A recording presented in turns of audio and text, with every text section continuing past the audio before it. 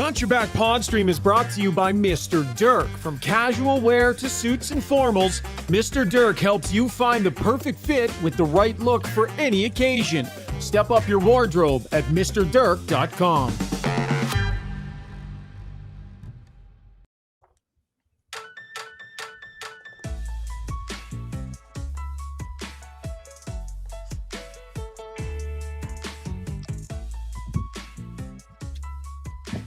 Hey everybody, and welcome to Got Your Back post-game live stream edition. Ryan Rishaug here.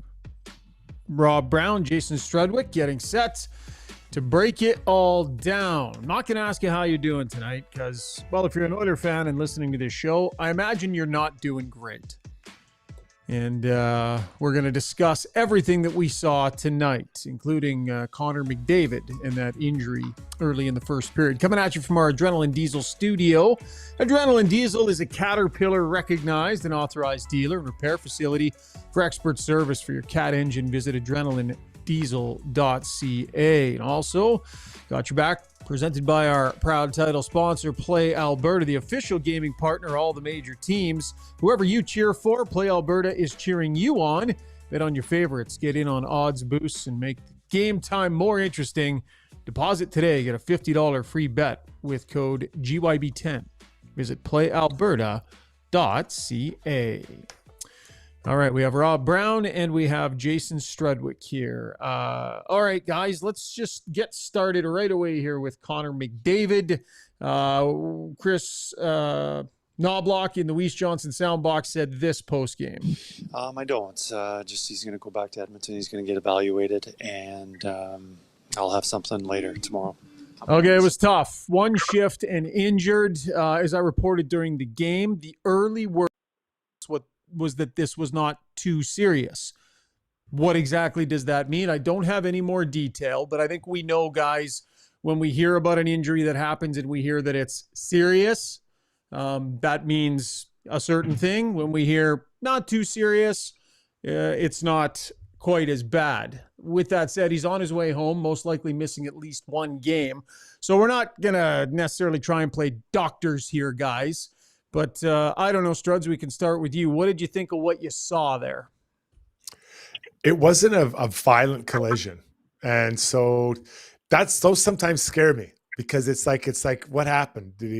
But I was pretty anxious to hear what was going to be said by the coach. And if I didn't use this word, but I feel he may have tweaked something, right? Did he maybe sprain something, some joint in his leg? Because it looked kind of to be his lower leg. But yeah, it just was it was just kind of random. I didn't really think anything major happened. So I don't know. I think he maybe tweaked something and it's hard to tell. I mean, I'm just guessing, right? Brownie? Yep. Well, it's funny when you saw it happen, you're like, hey, he's leaving the ice. Maybe it's just a stinger. Because you get those, sometimes you get a little twisted, a little stinger, and you're just like, hey, something feels off. I'm going to go to the bench. And Strud, you know as well as I do, pro athletes know their body better than anyone. They know when it's feeling good. They also know when something's not right. But we found it weird. We're sitting in the studio tonight. We found it weird that they announced that Connor will not be coming back early. I thought, okay, maybe we'll take the first period off, get evaluated, then between periods, we'll see if he can make it back. When they announced quickly that he wasn't coming back, I'm like, oh, okay, that's odd. They're making that call. And then obviously after the game when Knobloch says he's going back to Edmonton for evaluation, well, the concern went a little bit higher. I don't think it's anything long-term, but it's concerning enough that they're talking about missing games when this injury just happened. It didn't look like much, and there's the evaluation happened. There's trainers and doctors around there, yet they're already talking about missing games. That's a little bit more concerning than I thought when I saw him leave the game, where it just looked like, as you said, a little tweak. So, and I heard you and Bryn talking about this, Brownie. And again, Bryn he's an old PR guy from back in the day, so he'd have a good sense of it. I'll be honest with you, I don't necessarily agree on the idea that because they announced so quickly that he wasn't going to be returning, that maybe it could be a little bit more like, oh boy. I think, when they see that he's not returning, generally speaking, good sideline reporters, of which Gene Principe is an excellent one, we'll be working with the PR staff to get word what's happening with the player. Now, sometimes PR staffs will funnel it through the broadcast, right? Like they would let Gene know, or they would let whoever's working on the broadcast know. The Oilers generally like to get their own information out. So it just seemed to me like once they knew he was done, they tweeted he's done. Listen, he was injured enough not to return to that game. It's the left leg, which obviously they're going to be conscientious about. Probably want the best care possible, even if it's just a tweak. They know it's serious enough that he's probably not going to be available for Thursday's game. So you might as well get him home, get him looked at by the group of doctors here, get him in their own facilities, whatever needs to be worked on. It's not like they've got 3 more games on this road trip, Struds, and he's coming home. The Oilers were flying home after Thursday's game anyway. It is odd that he's going home, though. Like, if it's nothing major, I think you just kind of stay, right? That's the only thing that I think is a little bit questionable. Like, let's say it's I don't know, that's just something minor, like a tweak, like I call it. And a tweak doesn't mean it's like something is simple. Let's say it's just whatever, something somewhat minor. Why are you sending home? He has TD Force, the head trainer of the Oilers, is here. He's here. He's out, or not here. He's with the team on the road. So why not just keep him there, let him get his treatment and do it? I understand everything you said, but I'm like, I don't know. And I don't know. Brownie, do you usually, like, if it was like a Jason Strudwick, they're like, we're going to give you treatment here and just stay on the road and you'll fly home with us on whatever day, right? Like, yeah, but you'd finish the game though, Struds. In that situation, I mean, you're not getting pulled for something you can just, rub down after the game and be ready to go again. Yeah, well, no, I mean, I'll give you an example. I hurt my back in a morning skate one time. And I stayed on the road they're like, you'll be fine in a couple of days. I missed a month, but I stayed on the road for the whole trip. And I suffered so badly. It'll get better tomorrow. It'll unlock. I'm like, it didn't unlock. And I just stayed there. But then Marcus Naslund hurt his back the same way. They couldn't wait to get that guy home. Right? Like, it was like, that's like the same. And he had the same injury. Same injury. Oh, no, sorry. It's McGillney. Alexander McGillney had the same injury.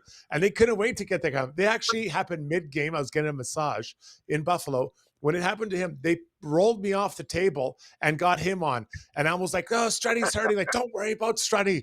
We're worried about you. And like, it was crazy. So I don't know. I think I don't know if it's just, I think it's odd that he's going home for something that isn't serious. I agree with you. I think it's strange that he's going home. And that's, to me, again, that's why I say it's a little more concerning. If it's just a tweak, why would he not stay on the road trip? You know what I mean? He does have their trainer there. He gets all the treatment that he would need there. There's doctors on the road trip. So if it's just a tweak or just something minor, then, I mean, I would think you would stay with them. To me, it's a little more concerning that they're sending him home, and they're not to scare anyone. And it could be he could miss one game and be back. But that made me think a little bit more when Chris Doblock said we're sending him home for evaluation. I'm like, ooh, that's not good. That's not good. Mm-hmm. So yeah, I was surprised by that. Could also have to do, and again, we're not doctors, we just play one on a podcast here, but could also have to do with the need potentially for imaging, right? Like, let's say they go, wow, this is what we think it is. We're pretty sure this is what it is, but we better get it MRI just to make sure. Or we better get this done or that done because it's Connor McDavid just to make sure. And in that case, probably know he's not going to be playing on Thursday, send him home to the docs to get the imaging done at home, get everything done at home. Could, they maybe don't necessarily know precisely what it is at this moment. And so better safe than sorry, send him home, get the imaging done and make sure. Anyway, we're getting into speculative stuff here. But again, as I reported earlier on, the early word out of there was that it was not too serious. So in other words, something that would be considered significant. And we'll see what that bears out to be, whether that's a game, 2 games, 5 games. I don't know. We'll wait to find out over the next couple of days. So after that happened, there was still a hockey game that had to be played, which I feel like the Oilers might have forgotten about. So let's get to breaking that one down, brought to you by the Alberta Ram dealers. The Cross Canada Clearout is here at your Ram dealer, your Alberta Ram dealer. Get 15% off MSRP off 2024 Ram 1500 DT Bighorn trucks. That's over $9,900 in discounts. Yes, the 2024 Ram 1500, just a great looking workhorse of a truck. Visit your Alberta Ram dealer today. I heard you were asked tonight, Brownie, if you thought that Connor McDavid getting injured so early in that game was in any way, shape, or form an excuse for the Oilers to perform the way they did. You were emphatic in your response, as I will ask you to be again right now. You can't do that. Doesn't matter who gets hurt and when. No, you can't. You can't use that as an excuse. I mean, and what I said on air is the Edmonton Oilers were considered a Stanley Cup favorite, and that dressing room believes they are. I believe that they are one of the top 4 teams in the National Hockey League, and they've got as good a shot as any to win the Stanley Cup. But if you believe that, and then you can't win a hockey game because one of your player gets hurt, then you're not as good as you think you are. And I still believe they're good enough. This was a team that, when Connor was hurt, it had nothing to do with him getting hurt. They played terrible. This was, to me, their worst defensive effort of the season. And that had nothing to do with Connor. That had just simply, this was an Oiler team that didn't show up tonight. They are much better than what we saw. They got outworked by a team that was less talented than them, but came and played with structure and came with a healthy work ethic, and the Oilers didn't match either one of those. So, yeah, no, this is not on the fact that Connor got hurt. This team is good enough to beat any team in the National Hockey League on any given night, with or without Connor McDavid. Tonight they had a chance to try and do it without Connor, and they failed. And it was just, this was a C effort at best by the Edmonton Oilers. There are nights during the season where you do not play well. This was one of those nights for the Edmonton Oilers. There's a ton of puck watching in their own zone, and I'm thinking there's probably something wrong with the Oilers' skate sharpening machine because they didn't stop once in their zone. They were just doing all turns, no stops and starts, just turning away and taking it easy. And so I agree with you. Their defensive zone was not strong today.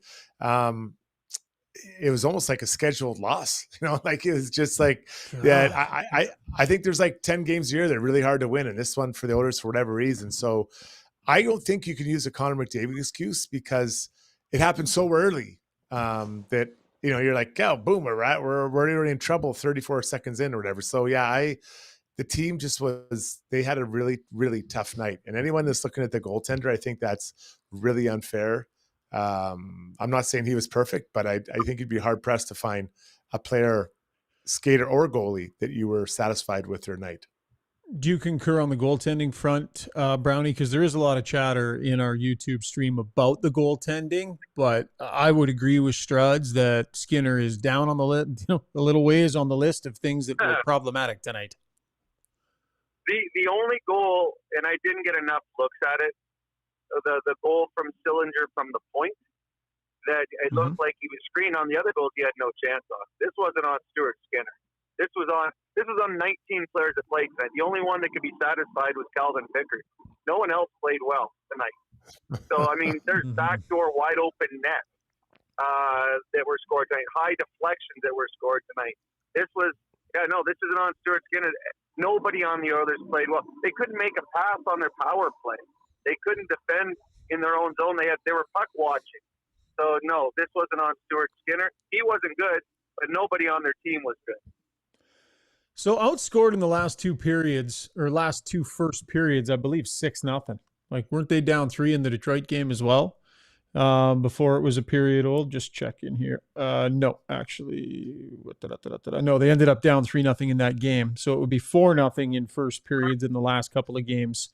I don't know, like Struds, how does a team that started the way the Oilers did and knows they need to dig out a little bit, they need to pile some wins together. They're playing against teams that they should be able to suck some belief out of if they can step on them in the early going. How does a team that's supposed to be as good as this Oiler team is supposed to be have such crappy starts on back-to-back nights and not be able to get that? I mean, a one-off is one thing, but back-to-back nights with first periods like that? Mm-hmm. Yeah, so through their first 10 games, they're one game under 500. So what do they get? 9 points in their first 20. That's a pretty low start for the group. I can't really explain the start. Like I always found the back-to-back, the first little while in the second game of the back-to-back, you felt good because you just came off the night before, you just flew to where you have to be and you kind of got yourself going.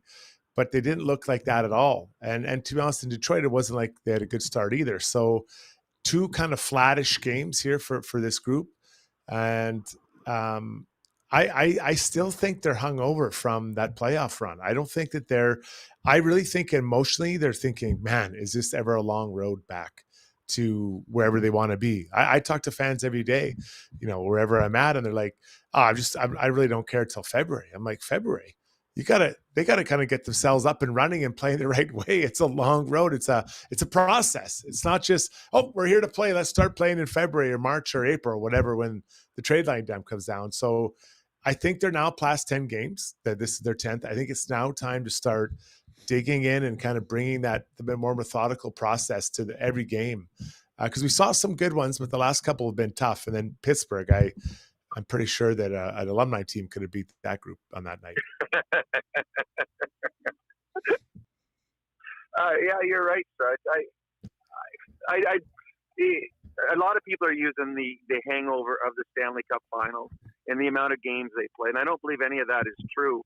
But maybe because it was crushing going to Game 7, the comeback, and everything going your way, and going into Game 7 feeling this is your series to win.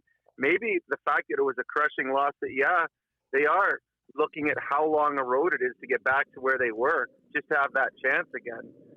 Now, I didn't believe that should be an excuse, but after the way they played in preseason and the way they started the season, maybe that is true. Maybe that loss was more crushing than we thought, and it's lasted longer. And I know the players have tried to talk about the fact that, no, last year is last year, we're focused on this season, but the majority of the players from last year's postseason, the guys that were here, have started off poorly. I mean, Connor and Leon, who had okay starts, but not up to their standards. Nuge and Hyman are not doing what we know they are capable of doing. Ekholm has been okay, but not as great as he was in the playoffs. Bouchard, I mean, it's a time bomb when the puck is on his stick right now. So maybe it was more crushing, and this Oiler team hasn't recovered from Game 7 yet, because they have yet to put together a stretch yet where you think, okay, they have turned and they're now going in the right direction. It's been one step forward, one step backwards. And in the National Hockey League, there are no easy outs. Every team has 2 or 3 guys that can score, and every team goalie in the National Hockey League can have that one great night. And the Oilers have run into those more nights than they probably had expected here to start the season. Maybe it's a couple of things, guys. Maybe it's that, yes, players who went on that deep run are having a hard time conjuring up, the internal fire in the early going here. And maybe that's human nature, and that's understandable. Maybe the other part of this is they're not as good a team. They're just not as good a team. They're a team that's going to have to work harder with not as much whatever to get by the way maybe they were able to before. Maybe this team just isn't as good. And so when you combine that with some guys that are hungover, like we're talking about, Brownie, this team's not as good. The blue line certainly isn't, and the forwards are not functioning as such. Well, I think we've all said that. I've said it on on the podcast, certainly said it on Chad. The Oilers are not as good a team as they were in Game 7. They're just not. Without Broberg, without BC, without Desharnais on the back end, they're not as good a team.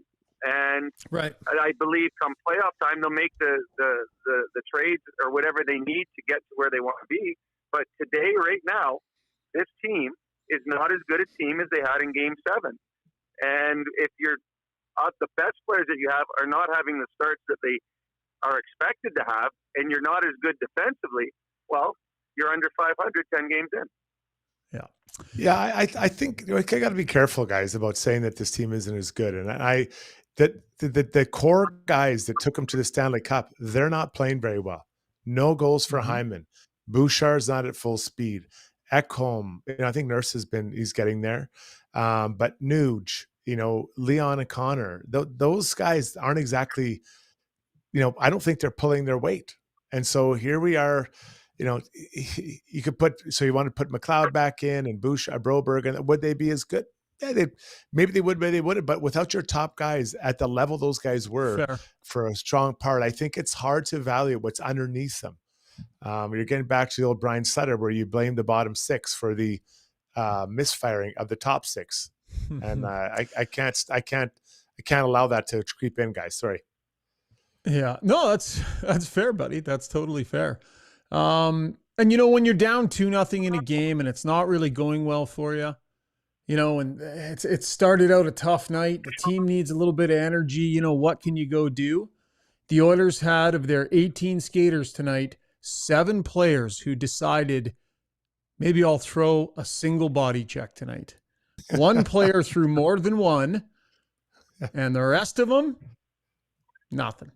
They had 7 guys that decided to throw a body check tonight. So I know they're not built that way, and I know this isn't supposed to matter, but I don't know. Might have been something when it was 3-0 or 2-0. Maybe go do that before the end of your shift. Maybe at least try and show you have a bit of a pulse, but it's not expected, and this group just does not do it. We've talked lots about this. Comment from either of you? No, I saw that. You're asking the team to do something that they don't do. So you're going to bring this up a lot, and it's going to be the same answer. This is not a physical hockey club. That's not the way they're built. You're asking them to do something that they don't do. And B, they got to catch the guy that they're trying to hit too. Columbus was moving the puck around very quickly. They weren't putting themselves in a position to be hit because they were outplaying the Oilers so badly. You'll let that one lie, Struds? Good with it? No, well, I honestly, guys, look how they react after they lost out to 2 years ago in the playoffs, and they had the start they had last year.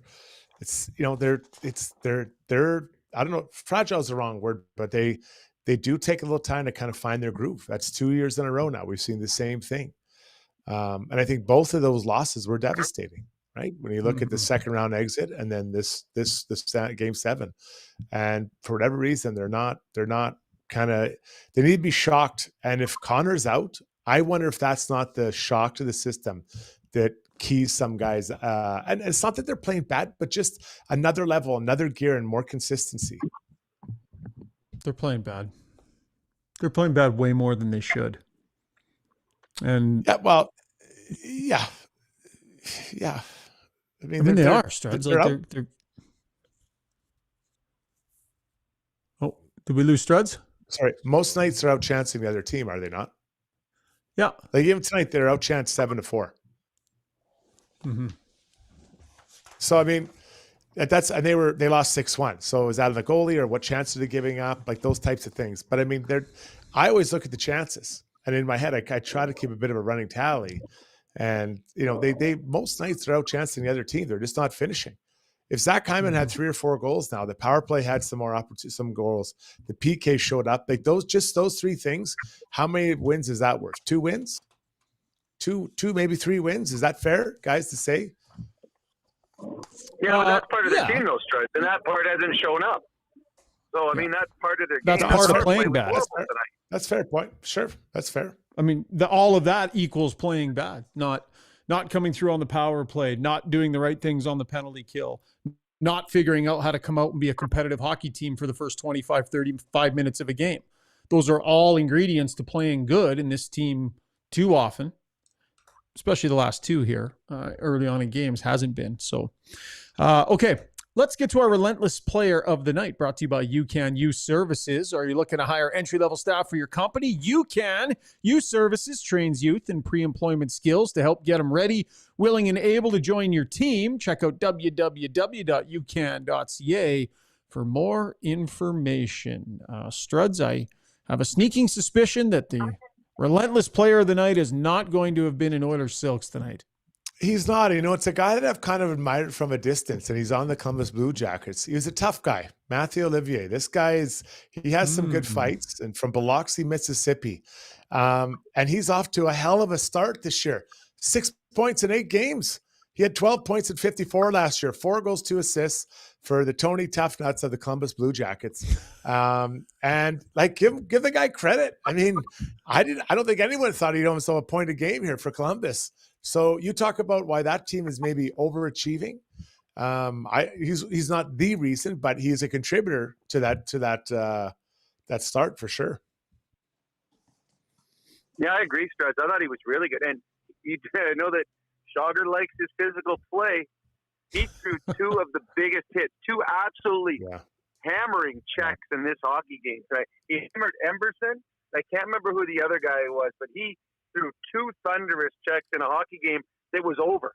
Normally when a game is over score-wise, everyone just kind of like, you know, it's pond hockey the rest of the night. It wasn't for him, and nobody was going to challenge him, but 2 big checks. I agree. I thought he was fantastic, and he's a guy that you cheer for.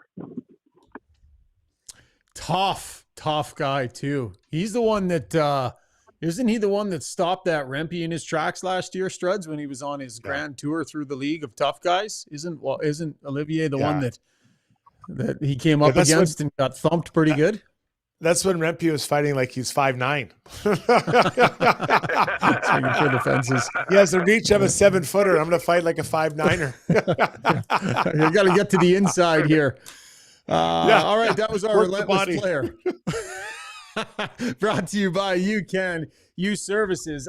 Chris Sabunia is off tonight because it is his lovely wife's birthday. So a happy birthday to Mrs. Zuby from all of us here at Got Your Back. Hope you're having a wonderful, not too terribly disappointing night. Let's get to the YouTube poll and bring in Steve from Kelowna. Brought to you by DeBoer's Golf Shop and Fitting Center. Helping you play better golf since '99 with their TrackMan fitting bays, instruction, after-sales supports, golf merchandise, and clothing. Go down and check out their pro shop style atmosphere located at 5311 99th Street in Edmonton. Brownie and Struds, we don't want your opinion next because we're going to debate this in the next segment. But go ahead, Steve. Okay, so the poll tonight, the question, sorry, just pulling it up. It says, what should the top line be without McDavid on Thursday? So we have 3 choices. That's Nuge, Draisaitl, and Hyman. Second choice is Nuge, Draisaitl, and Arvidsson. Third choice, Skinner, Draisaitl, and Arvidsson. And then we put other as the 4th choice. All right, sounds good. So for those of you joining us live on the YouTube poll, go ahead and vote on that, and we'll get to that in our Ask Us Anything segment. When we come back in takeaways, we will dive into what we think the line should look like. Should there be there will be a call-up. Who should that be? And a few other elements from tonight's game. This has Got Your Back, presented by Play Alberta.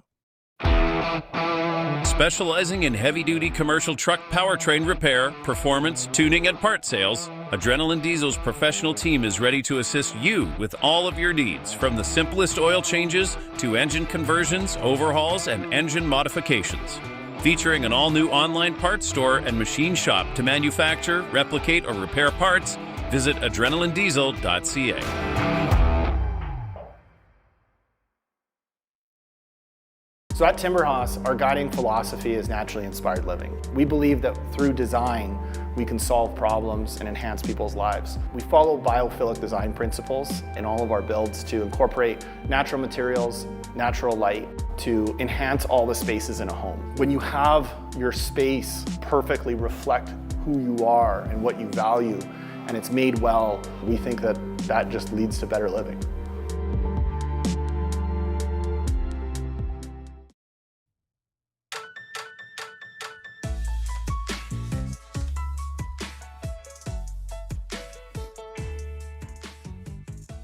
Time now for our takeaways, brought to you by Martin Motorsports. If you've already been dreaming of the ultimate on-water adventure next summer, you can make it a reality. Stop by Martin Motorsports. They got the best in premium boats for any thrill seeker. From wake surfing to fishing, they have you covered with an extensive lineup of models for every type of on-the-water adventure. Visit Martin Motorsports at Edmonton, Calgary, Kelowna, or in Saskatoon today.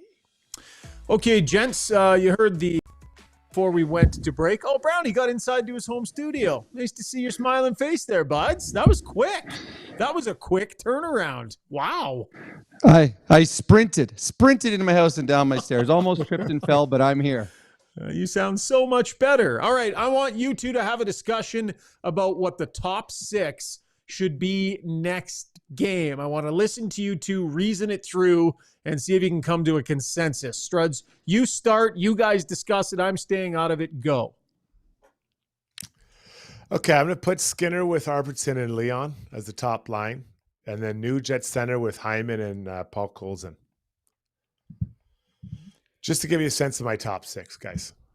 Okay. What was the second one? 93 in the middle? Yeah, with 18 and 92. 18 and 92. Okay. Brownie, what do you think? I'm going to go with Leon, with Skinner and Arvidsson. And then I'm going to go with Henrique at center with Nuge on left. I need a right winger, though, don't I? Because I'm going to move Henrique up because I believe... There. You got Hyman. Do I have Hyman still? Oh, yeah, sorry. Hyman, Yeah, Nuge, and Henrique as my second line. Yeah. Because I'm going to bring up Noah Philp.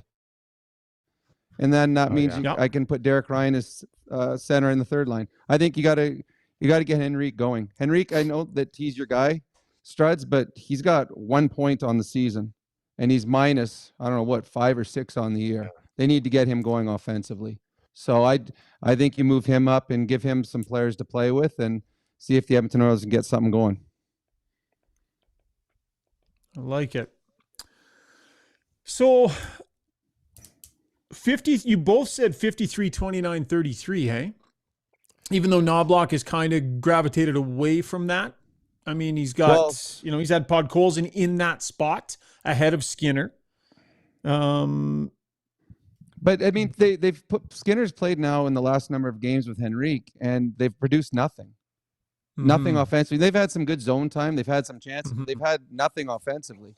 So Skinner, they brought him in to play with Leon and Arvidsson. I mean, here's a great chance to do it because you got no Connor McDavid. Yeah. So put that line together. Play that line together. And then again, Henrique has got nothing going offensively, playing with Hyman and Nuge. Henrique's smart enough to play there. He's good enough to play there. And you see if that line, all 3 of them are snake bit this year. See if they can get something going offensively. And then you're not as deep in your bottom 6 now, but yeah, she gets a wee bit thin with Derek Ryan in third center, hey? Just a little thinnish. Yeah, but I mean, right now they need to get something going offensively, and so that's my top 6. So you'd have 92, 10, 28 maybe, and then Philp. Yeah. In the middle, maybe he's got Perry. He's got Corey Perry. Yeah, it would be Perry on right, and then Janmark on left. Eesh. Well, you got him playing with a couple of veterans. You got the young kid coming up playing with a couple. Yep, that's true. That's true. Struds, what do you think about the his point about Adam Henrique? I think you, in your configuration, you kept Henrique down. Did you on the third line center center still? What do you think of bouncing him up? Yeah, I could see that. That's something I hadn't really considered, and I could see that happening. I guess if I was a coach, I'd say I want to know how long Connor's out for. How long? Is it a week? Is it 1 or 2 games? Is it a month? Whatever it is, I need to know. Then that might sway my thought process. Because you're right. If it's only 1 or 2 games, then maybe you do move Henrique up just to kind of get that line going, get some energy, and then Connor's back by when do they play, next Monday or next Tuesday? No, Sunday. They play Sunday. They got Sunday, Monday. Yeah, they got back-to-backs coming up. So they've got Nashville Thursday, then back-to-backs at the Flames, and then versus the Devils on Sunday. And Monday they play 3 and 4. Yeah. They got a day off, and then they play Vegas. So they got a tough stretch coming up. Yeah, they do. It gets a little heavier now. That's for sure. But listen, you lose Connor. Leon is your number 1 center. It's not like every other team would take that. You know what I mean? Yeah. So, but it's behind that. And how do you build it after that? And maybe you just maybe some of those top lines play a little bit more, which is something I haven't really talked about, but maybe that happens. So again, we don't know how long it's going to be. Let's assume it's going to be, I don't know. Let's say it'll be a week for Connor McDavid. We're just going to speculate at that just for the purposes of this conversation, a week or more. Leon Draisaitl now, he assumes that number one center spot. And again, he's a number one center on most teams in this league for sure. But I would say, Struds, that Leon is going to have to find his absolute best through this stretch here. That with McDavid not in the lineup, Draisaitl probably has less room for backing his way into games or, bringing the moody energy early in games until he finds it. I would say there's less space for him to do that when he doesn't have Connor McDavid going over the boards before him, and that the Oilers are going to need the best of Leon Draisaitl so far this year. And again, very good last game for sure on his birthday, but overall on the season, I would say they're going to need a bit of an uptick here with Connor out. Well, this is an opportunity for Leon to be the leader of the team. And again, it's, it sounds like it's not going to be long, but he can be the leader, and he's going to be the guy that, okay, boys, let's rally and let's get this done while Connor's out. And that's, that may be a little bit outside of his comfort zone, talking like that and kind of being Mr. Positive, all the time. But that might be something he maybe has to do, right? To kind of get the energy going for the group and flowing for everybody and rallying the troops, so to say. Like I played on a team where we lost our best player, Marcus Sands. We lost him for rest of the regular season of the playoffs. And it was hard. It was and you lose your best player, it's hard. But there are other good players on this team, and they have to figure this out, right? You have to keep moving. Can't be a death march for the next, let's say it's a week. Can't be a death march for 4 games, because they could find themselves deep. Well, they have to be, or he has to be at his best too, when you just look at the rest of the lineup right now. I mean, guys that have been in your top 6, they've got 3 guys that have 0 goals on the season. They've only got 1 guy outside of Leon that'll play on Thursday. They only have 1 other forward that has 2 goals on the year, and that's Skinner. Mm-hmm. No other forward has 2 goals. So he has to be at his absolute best, because there's a lot of players right now that have been underachieving 10 games into the season. So it's not, if Leon plays on the first line and he's not on his game, where are you going to get offense from? This is a team that's averaging 2 goals a game with Connor and Leon. And now you've just lost Connor. So if Leon's not on his game, there's not a lot of players right now that are projecting a lot of confidence that you can score 3 or 4 goals in a hockey game. So yeah, there is going to be a heavy workload for Leon going forward, and he has to be at his best, because right now there are some players that are struggling to put the puck in the net. What's your power play line, Shocker? Yeah, I was just actually going to ask you guys that, where you end up going with that. I mean, Skinner's got the shot, but Nugent Hopkins is over on that side as well. Maybe you just have Nugent Hopkins take over a little bit more of what McDavid was doing on the power play. Like who's the puck transportation guy on the entry, and that's just an area where they're just going to miss McDavid tremendously, because very few players in the game can do what he does on their entries. And I believe they've used Nugent Hopkins in that role in years past when McDavid has been out.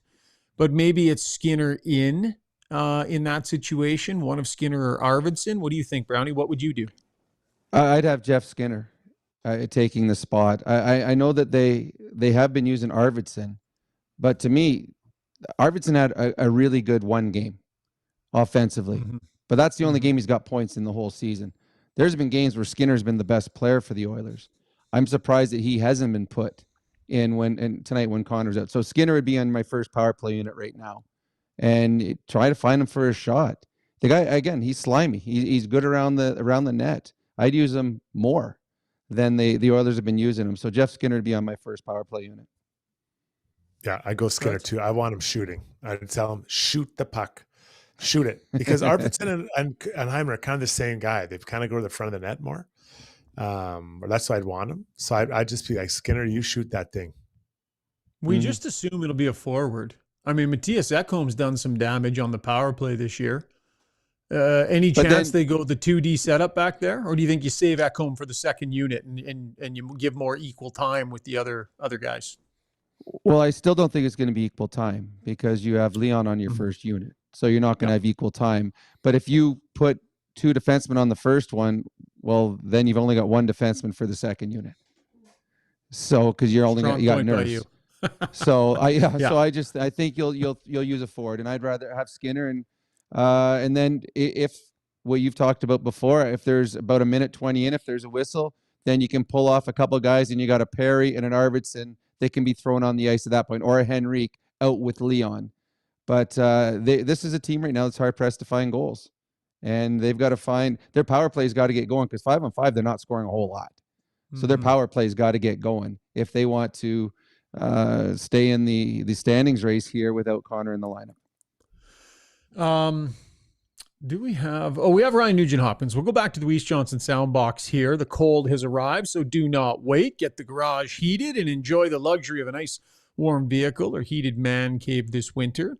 Visit weiss-johnson.com today to see all that they have to offer. Got 18 holes in the nice heated golf sim today, gentlemen. Might have even played a little bit of VR in there.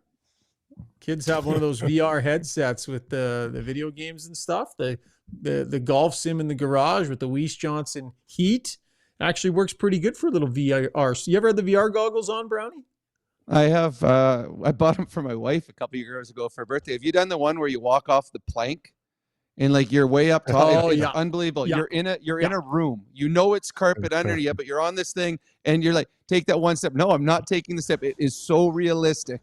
It's just weird because I'm afraid to actually take a step in my living room, thinking I'm going to fall down. But yeah, I have. It is pretty cool. Have you seen it, Struds? Have you done it? You ever put a headset on?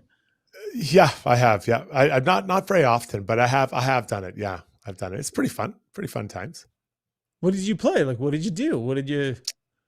Actually, it was a hockey program. It was called it's kind of like a skill. It's pretty cool.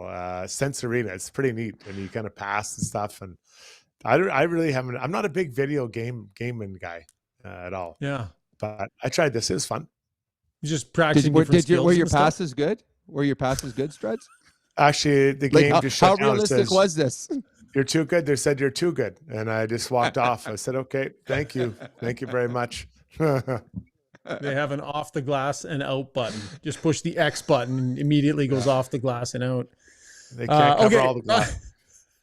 Ryan Nugent-Hopkins in the Weiss Johnson soundbox. I don't. That's Chris Knobloch. Here's Ryan Nugent-Hopkins. Overall, a lot of battles that we should have won, and they came up with. We know that they're a fast team to capitalize on little breakdowns, and that's what we saw. Obviously, that first power play goal by them got them going, and then we had some looks. We couldn't find a way to beat their goalie. Yeah, one of those games. All right, let's wrap that. That's takeaways brought to you by Martin Motorsports. Okay, when we come back, something quick here, Shogger. Yeah, what do you got, Steve? Weiss Johnson.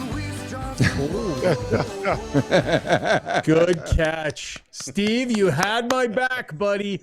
You totally had my back. Dennis is probably listening tonight too, and he would have been livid. I think we've only ever forgot it one other time, and oh boy, look out when Dennis comes calling. When you forget the jingle. Nice catch, Steve Taylor. Might be the play of the day right there. We're going to pick up the energy level because Brownie Points is coming and Struddy's World is coming and Ask Us Anything is coming. Stay with us. You've got it locked in to Got Your Back. Hit the like button on the way out. At Gallery Dental, we believe in blending exceptional care with artistry to create the perfect smile for you. From routine cleanings to advanced cosmetic procedures, our team is dedicated to providing top-notch care in a relaxed and comfortable environment. With state-of-the-art technology and a passion for perfection, we ensure that every visit is a positive experience. Join the Gallery Dental family and let us help you achieve a smile that you'll love to show off. Contact us today at secolanddentistry.com.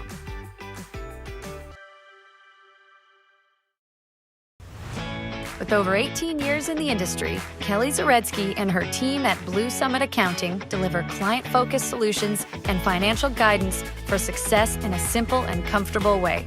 Whether it's for corporate or personal needs, Blue Summit Accounting can help with taxes, estate planning, financial services, bookkeeping, and more. Get in touch today. Email bluesummitacct@gmail.com or call 780-416-9662.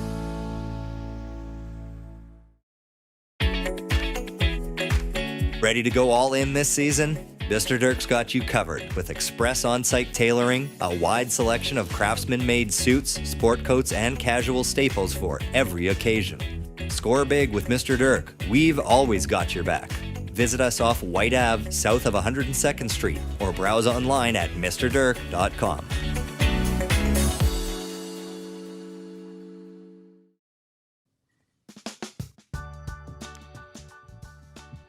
TL says, can Struddy please say Tony Tough Nuts every show? I can't stop laughing every time he says it.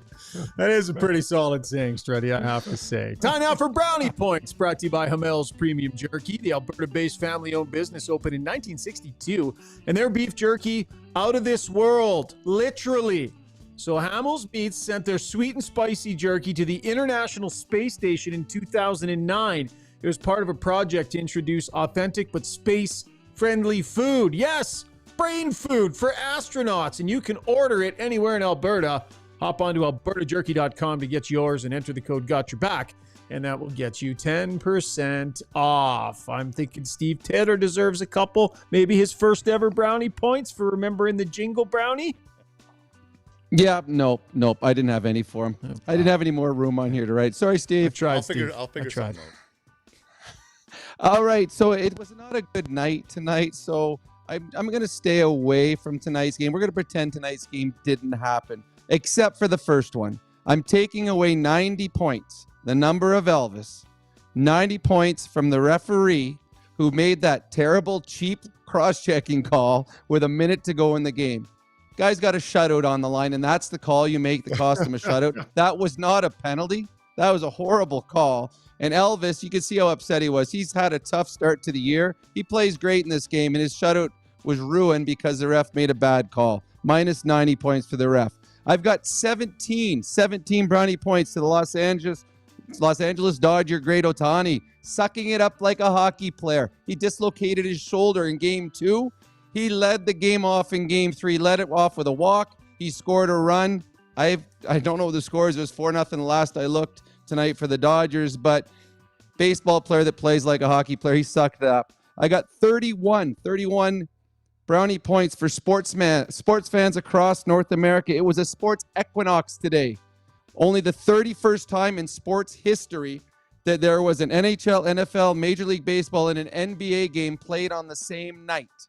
So if you were a sports fan, tonight was your night. I got 555 Brownie points for Steven Stamkos. His first game back in Tampa, the place that he scored 555 goals in his career. He goes back with Nashville tonight. He didn't score a goal, but he had 2 assists. They had a big video tribute for him, as they should. One of the greatest in the National Hockey League. And last, I don't know if you guys saw this tonight, but there was not a lot of fun tonight if you're an Oilers fan watching the game.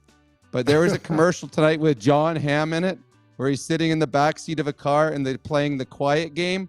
It is the only time that I giggled the entire night. John Hamm in a commercial. Oh my God, it was so fun. I'm not sure if we're allowed to say other products on our show, so I can't tell you whatever. What it was. Of course you can. It's fine. Okay, yeah. It was a Skip the Dishes commercial, and he's sitting in the back seat with the kids, and the dad said, "Okay, we're playing the quiet game. Next person to talk loses." And John Hamm, "You're going to talk first." And he loses right away. I was crying. I was laughing so hard because nothing else was good tonight if you are an Oilers fan. And those tonight are my Brownie points. All right. John Any Hamm thoughts on that, Brownie Struds? points. John Hamm got brownie points before me, just so you know. Yeah. The bar's that low. Funny commercial. Steve saves the show. Literally saves the show and can't get any. I have no more room on my sheet of paper. It was full. Fair. Yeah. All right. Brownie points brought to you by Hamel's Premium Jerky. Order up some of that beef jerky. They got that pepperoni jerky too. So if you're in Alberta, check them out at albertajerky.com and get your order in. All right. Time for Struddy's World. Roll the intro, Steve. When you make a mistake, heads should roll. It's not right. And I'm here. Someone has to put their foot down. Now that I say it out loud, it does sound a little crazy. Gotta look good.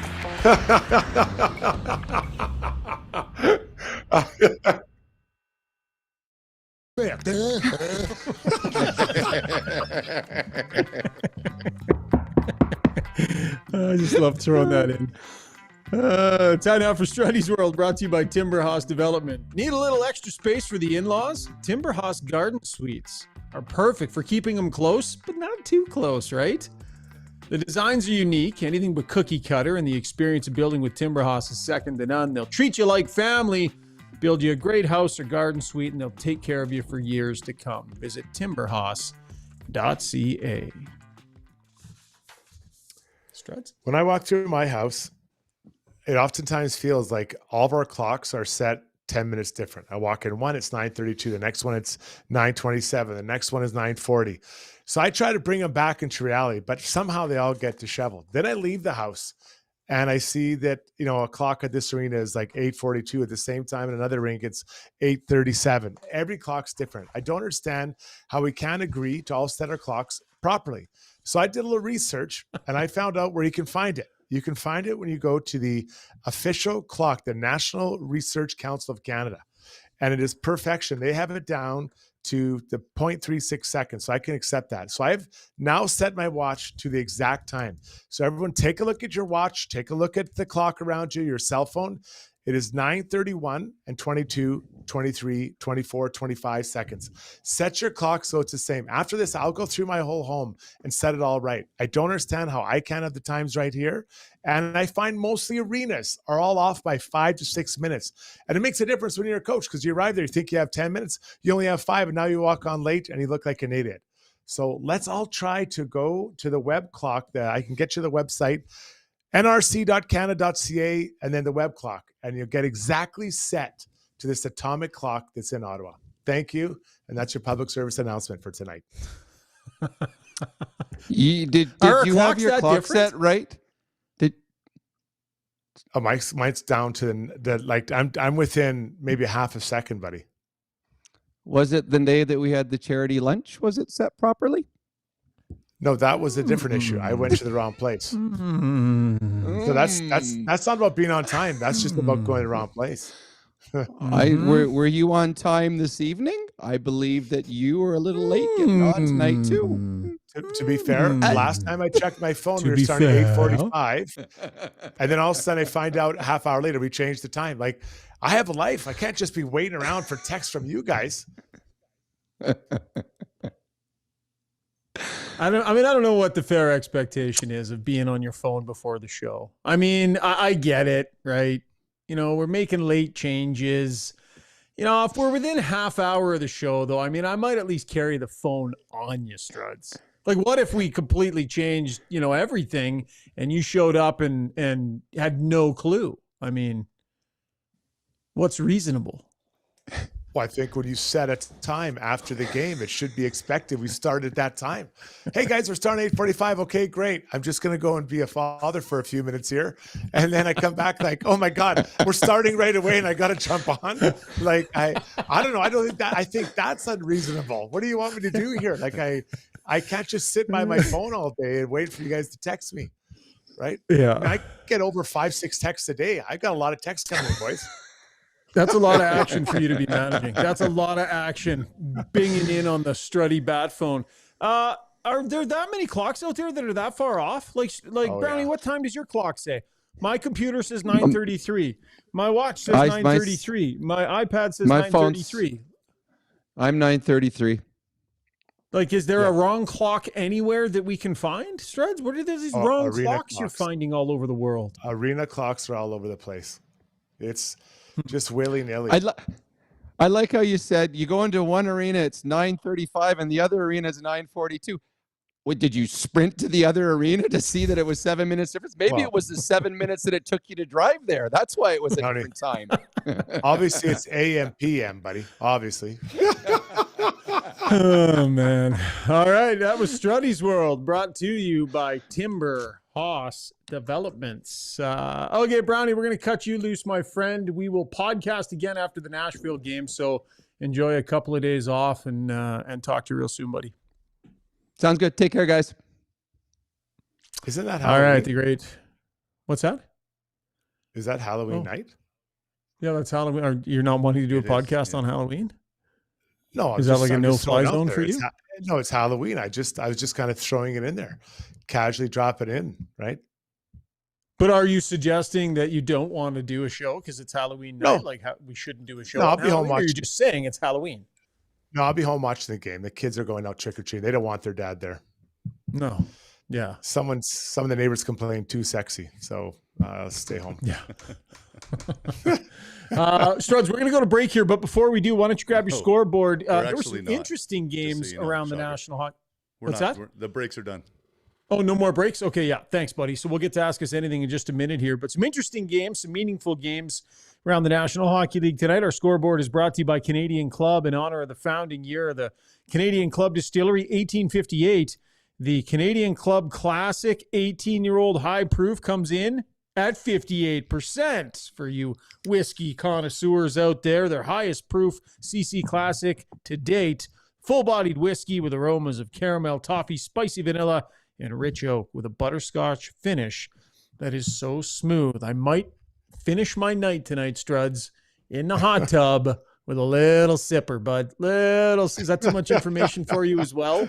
I know I sent you a text recently. You were very upset about how much information I gave you.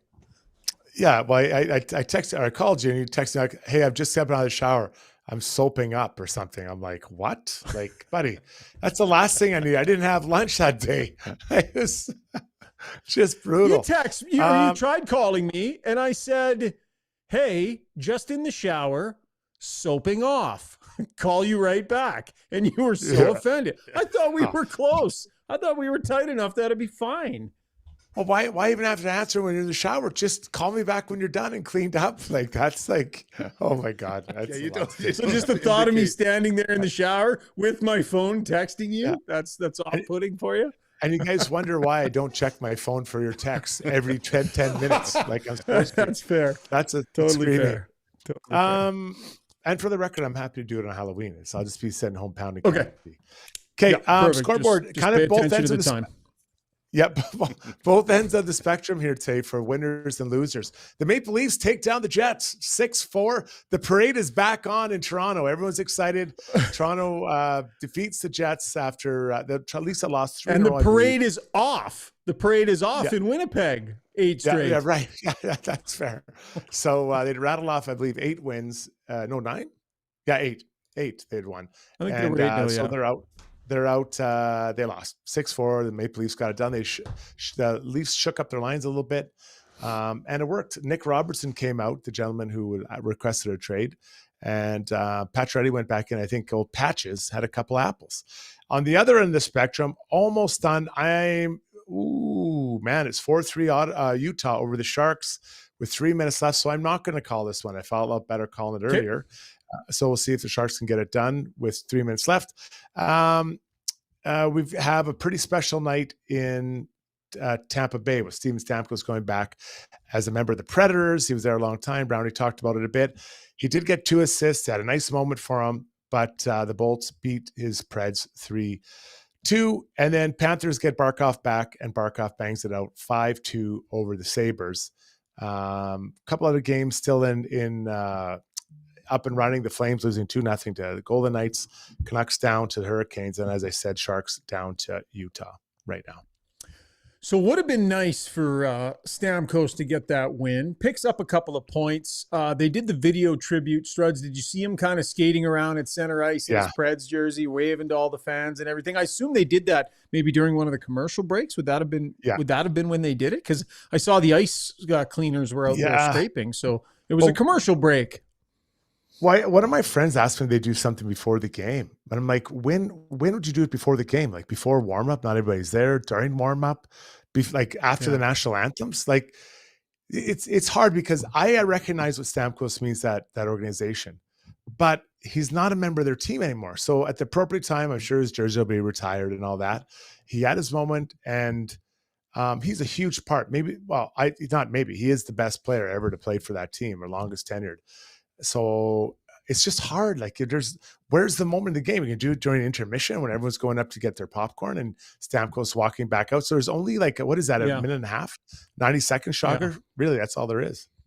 And quite often, from working on live broadcasts, what they can do is they can say, we need extra time here. So they'll actually extend some of the breaks a little bit. Okay. We do it on CFL broadcasts all the time. where they can extend some breaks, or they can ask for a little bit of time before the puck drops after the break. They have a little bit of flexibility there. But anyways, it was a nice ovation. Looked like a great video. Nice night for Stamkos. Good for him. Played 21 minutes, picked up a couple of assists, right? Assisted on both of Nashville's goals, had 6 shots on net, 11 shot attempts. So real solid night for him. But it was Nick Paul who ended up getting the overtime winner and kind of wrecking the party. Man, the Preds I was watching that. Oh, did they get sloppy in overtime? Forsberg and company, they just got super sloppy with the puck in their own end.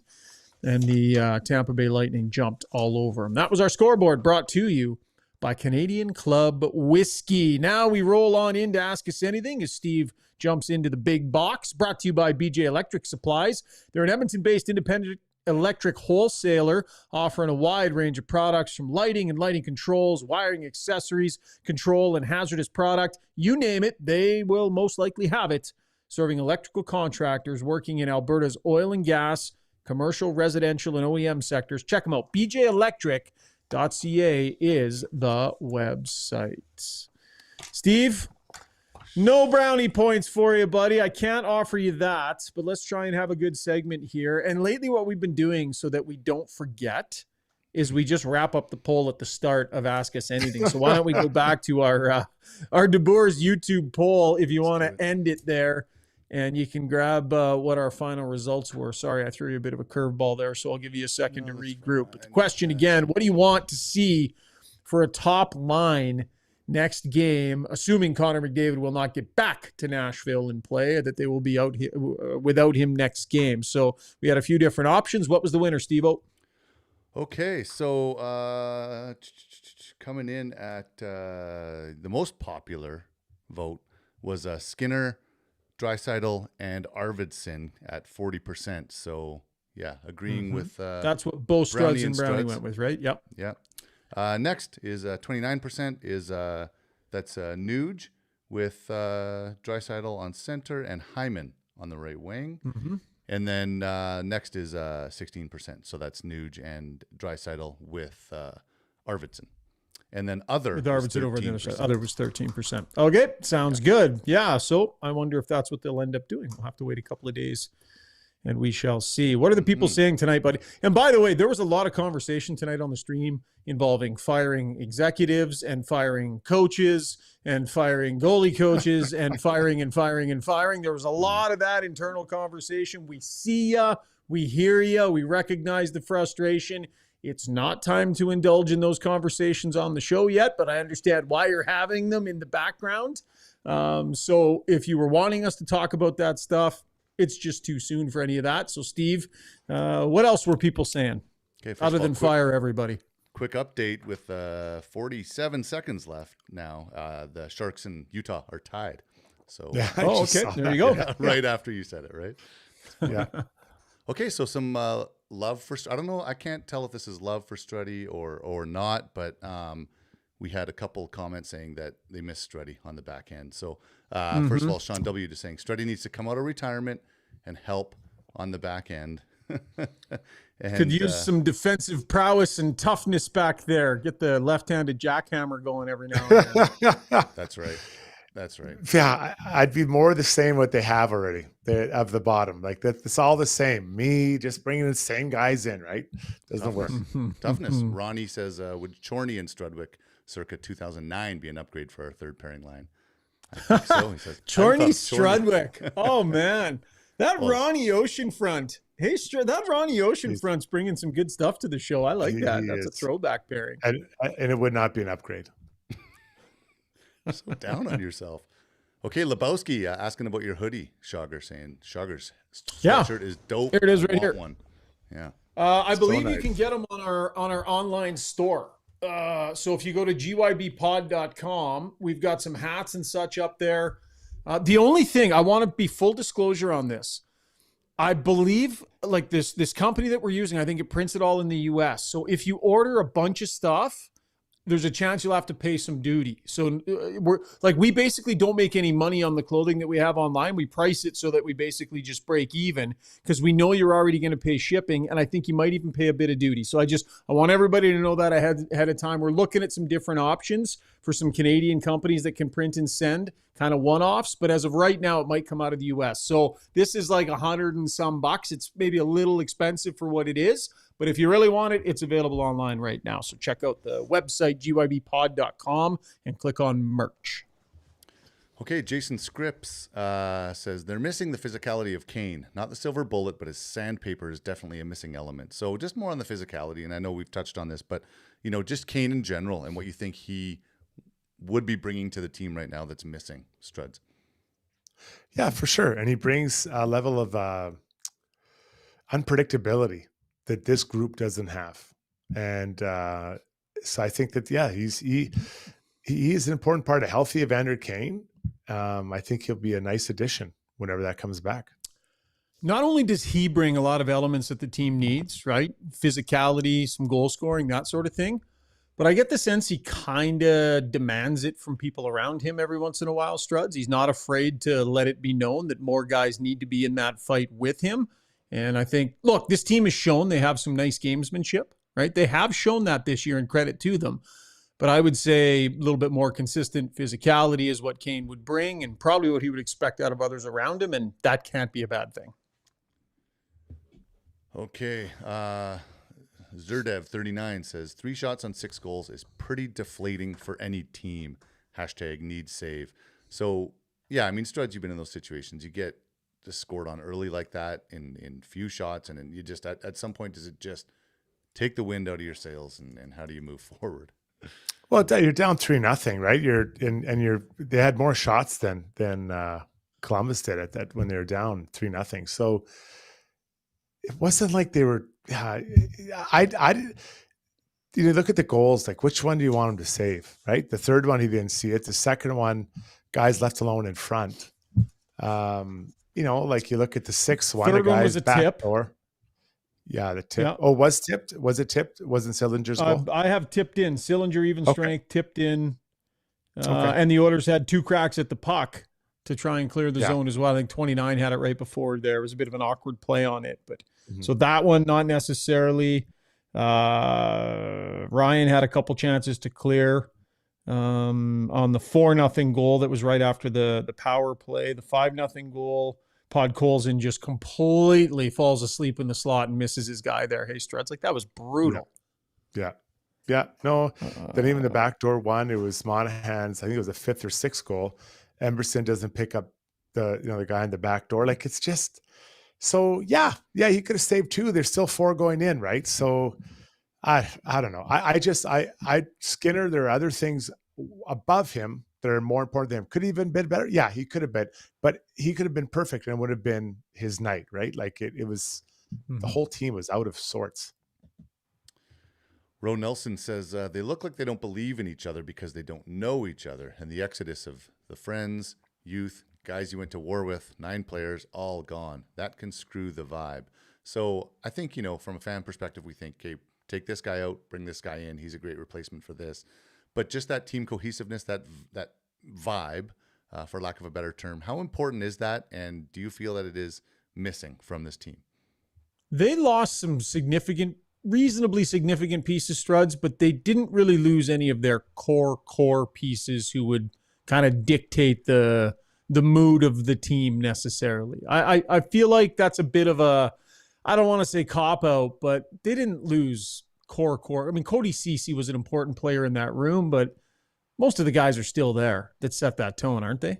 Yeah, I think Ceci was the veteran, right? I think that was one. And I think Darnay would bring energy into that room, as did Holloway, right? Some innocent exuberance into that dressing room.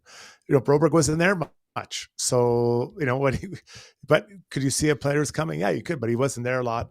McLeod, I didn't get the sense he was a real chatty guy, though I might be wrong. Oh, no, Struds. So Ryan McLeod in that locker room, I'll tell you, Ryan McLeod was one of those guys that the whole room loves. Like he was... Yeah, he's a really, really well-liked guy in there, and his energy is upbeat. He's generally pretty positive. I would say they miss his legs and his personality off the ice, I would say, that we would be missing with him. His speed on the ice and his personality off. Yeah, but remember, those guys we're talking about, the same group we talked about, had a horrendous start last year to the year. Yep. The same group. Yep, the guys fair. were all talking. They were terrible to start the year. And I think last year they were trying to win the Stanley Cup in the first year. They were, depressed. They didn't get past that loss. I think we're in the same thing here. You know why I know I think that? Because we had it last year, right? So it's like, I think that's part of the big thing. And anything that happens to McDavid, as I said earlier, this could be the defibrillator shot that wakes them and gets them like, oh boy, okay, here we go. Here's the reset. Last year, it was a coaching change. Yeah. Okay, well, that's a good segue to Paulie's comment then. Paulie says, what record would warrant a full-on panic mode at Christmas time? So, well, I mean, yeah, so, we know where we're at right now. When should we panic? Yeah. Well, yeah, when should we panic? And what would mean panic mode for you guys at Christmas time? I mean, I don't even know how many games they have before Christmas, but it's like how many points out of a playoff spot, I guess. Right. I mean, if you're not in a playoff spot at Christmas and you're not playing great by then, certainly, I mean, I would never advocate for panic. I mean, fans are going to do their own thing, Yeah, fan panic. I mean, it happened at the start of the stream tonight, the podcast tonight. So I would say that's kind of a regular thing because there's so much emotion tied in there, Struds. But like, panic move by the GM, panic move by, the coaching staff. I don't know. We're a long ways away from that. I think you'd have to be out of the playoffs at Christmas to be thinking like that, wouldn't you? Yeah, I can't tell you the record because I don't know. I always look for how the team's playing. And right now they're not playing well. So let's say they're still around. I'm just going to pick a number, 8 points out of the playoffs at Christmas. I'm just picking a number and they're playing like they are right now. Then I'm worried. Right. But if they're trending in the right direction and going, then I'm like, okay. And then that's the team, but then individuals. Let's say at Christmas time, Hyman has 5 goals. Let's say Nuge has 4. Let's say that, whatever, Henrik hasn't got on track off it. Like now I wouldn't say I'm panicked, but I'm like, okay, there's something going on here. What's up? What's happening here, guys? Yeah, couple more and then we'll wrap it up, Steve. Okay, well here's a good one to wrap it up, I think. So Ro Nelson, a good comment, I think. He says I would bring up Savoie instead of Philp because there is way more expectation on Philp, and what happens if he absolutely crushed like Emberson? Then what? There's no expectations for Savoie. So just thoughts on that. Is it hard in these situations? You're bringing someone up, the expectations are high. They maybe aren't quite ready. Is that even tougher? Does that put them in a tougher position for the future, the development of that player? He brings you tempo. So if you're bringing Matty Savoie, you want to bring more tempo to your room. And so that to me, if they do that tells me that he's playing with probably, I don't know, either Nuge or 29. And then that means Henrik's not up there. So that's, if they bring him up, they want tempo. They want pace. That's an interesting point, Struds, in that you got a top 6 forward who's not going to be available. So if you have someone that could potentially come in a top 6 role and try and function there, maybe that's a better play. And Savoie, that's his game more. I think he's got 4 or 5 points here in the early going. So people automatically assume it'll be Phil, but it's an interesting point that Savoie is probably more tailor-made to play with with either Nugent Hopkins or Draisaitl. And I'll say this about Phil. I don't think there'll be any expectations because what are people watching for with Savoie? They want points. For Phil, what do they want? They want 1 face-offs, block a few shots, and be big on the ice. Like, I think I hate to say this, but that's an easier game to bring every night rather than a guy who wants to come up and is expected and wants to score. So I actually disagree with his whole idea, bro. So good question, though. Yeah, no, I'm with you. I disagree as well. The one thing I would say is I do think that they've put Philp's development ahead of maybe what they need at the moment once already this year. So I do believe they'll be careful with Philp. And the answer to this will lie in how's he truly playing, right? So maybe Kurlock or some of the guys that follow that team a little bit closer to dig into the specific, like how is he playing? Is he playing with confidence? Is he playing solid minutes? He's got 3 points in the 6 games that he's played, but how's he playing? Struggling to find his footing in the AHL. Doesn't matter how good an exhibition season or camp he had. He will not be the guy unless he is clearly playing game in, game out in a way that says, yeah, he's ready. They'll probably err on the side of caution. And by the way, remember how long a look Drake Caggiula got? Right? He's leading the team with 5 points. So don't be stunned if they decide to go with someone like that instead, Struds. And if that happens, he goes in the 4th line and someone gets moved up. Yeah, there you go. All right, that was Ask Us Anything, brought to you by BJ Electric Supplies. Let's wrap up the show with our play of the day. Brought to you by Gallery Dental. Take the first step towards a stress-free dental experience and see how the team at Gallery Dental has your comfort and your well-being as their number one priority, providing modern dentistry for today's patient with the most up-to-date sedation, implants, and so much more. Contact GalleryDentalYEG.com. What do you want to go with today, Struddy? On the power play in overtime from 4-1, the Sharks come back. Alexander Wenberg gets the game winner. So on the same night we see the Jets get their first loss, we see the Sharks get their first win. Congratulations to that once proud franchise to get their first win.